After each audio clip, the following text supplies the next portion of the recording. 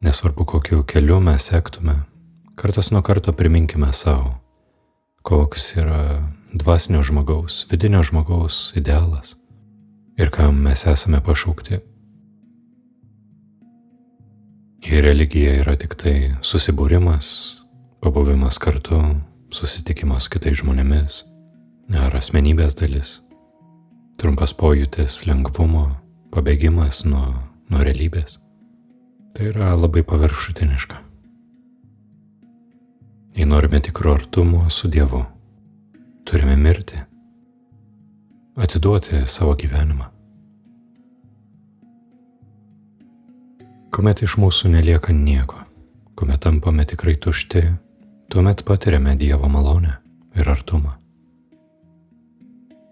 Tad Dievą mylinti, meldžiasi sakydama: Dieve, paversk mane savo instrumentu, padaryk mane tuščią.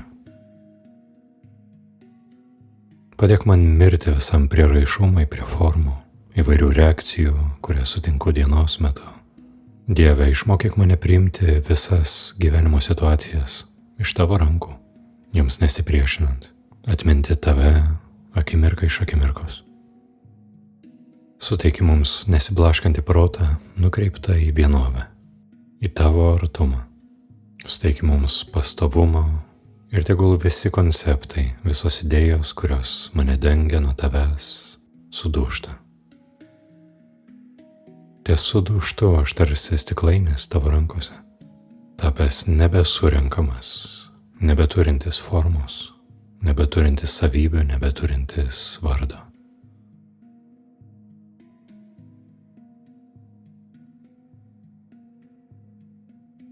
Atminkime tai, norime tikrai pažengti šiame kelyje.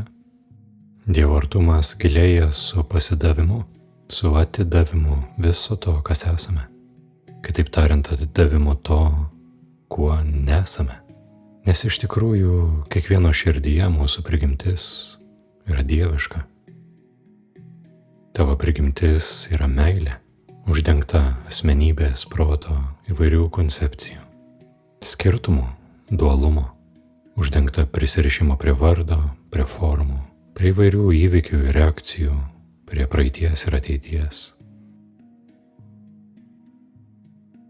Padėk Viešpatie mums matyti vienovę visame kame, matyti vieną visų dalykų prigimtį. Šis nepaliaujamai konceptualizuojantis protas yra dangalas mūsų tikrai prigimčiai, tikrajam pasidavimui ir ramybei, giliai įžvalgai, kuriai nereikia žodžių. Ateina etapas mūsų gyvenime, ateina etapas pasiduoti, ateina etapas sudužti. Sudužkime pilnai, kaip geras stiklainis, sudužkime nebesurenkamai.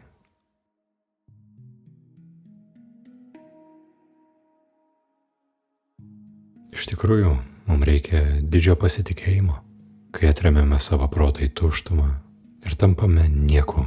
Visata mumis pasirūpina, mus apglėbia savo vienovės apsiaustu. Gėris, blogis, visa tai, kas mums nutinka, skaudžios gyvenimo pamokos, nepasisekimai. Nejau tai yra tai, ko turėtume šitaip vengti ir bijoti. Gilus dvasingumas neturi nieko šalia to. Toks yra išraiškų pasaulis.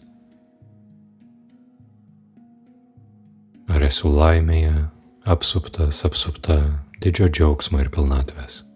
Ar praradau viską, netekau to, kuo pasitikėjau ir esu sudužęs? Tiek vieną, tiek kitą atiduodu į Viešpaties rankas. Esu niekas.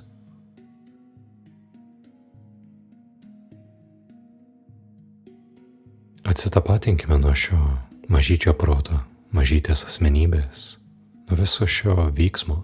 Tavo tikrasis gyvybės šaltinis yra tavyje, nemarioji esybės šerdis, švytinti suvokimu, saugi užuovėje.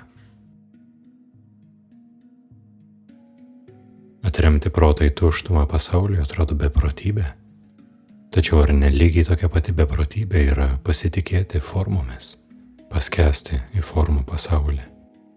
paskęsti stačia galva įvykius, kuriuos patiriame, pojūčius, kurie nuolatos keičia vienas kitą ir niekuomet neišlieka.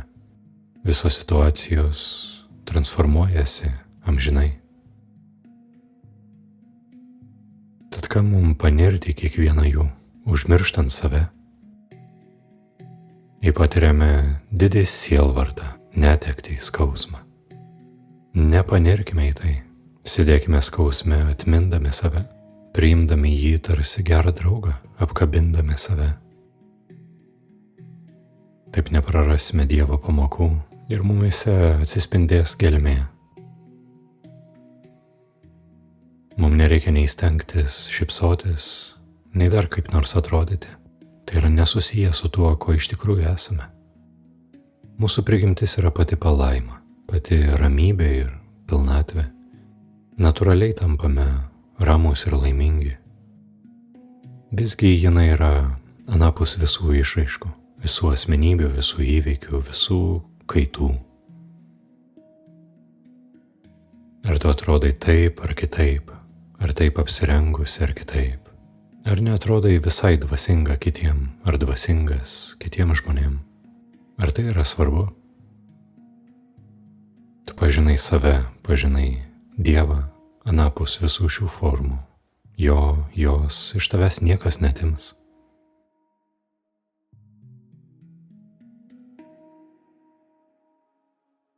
Kuo labiau apsimariname, kuo labiau paprasti tampame, tušti, paprasti, tuo glaudesnį ryšį su Dievu atspindime ir mūsų siela patiria vienovę, tikrą užuovėją.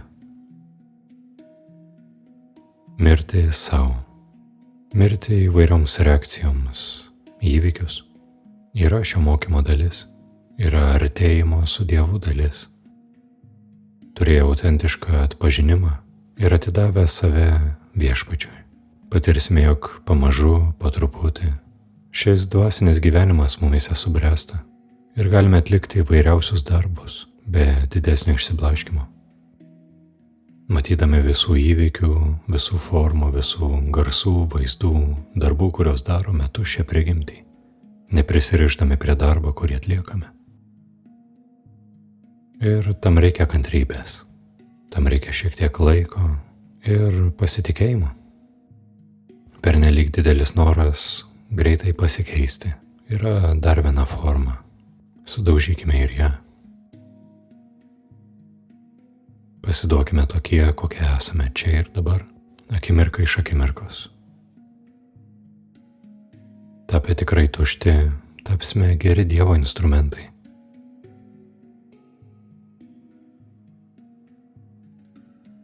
Dievas mus pašaukė į savo atvaizdą. Tačiau negalime šio atvaizdo atspindėti, kol mūsų asmenybė ir ego yra nepaprastai gyvybingi. Mūsų protas judrus, nuolat konceptualizuojantis ir esame pilni dvejonės. Sudužti yra malda. Malda sakanti: Viešpatie, daryk, ką nori. Priimu viską ir bet ką iš tavo rankų. Tampu nieku, pasirūpink manimi. Nežinau nieko, neturiu nieko. Tu, Dieve, esi mano gyvenimo pagrindas. Netrokštu nei malonės iš tavęs, nei kad kas nors pasikeistų. Atiduodu save vien tik tavo garbei, Dieve. Nes tavyje randu harmoniją, tavyje randu vienį, pilnatvę, ramybę. Ir patyriau, kad kuo labiau išnykstu, tuo labiau esi tu.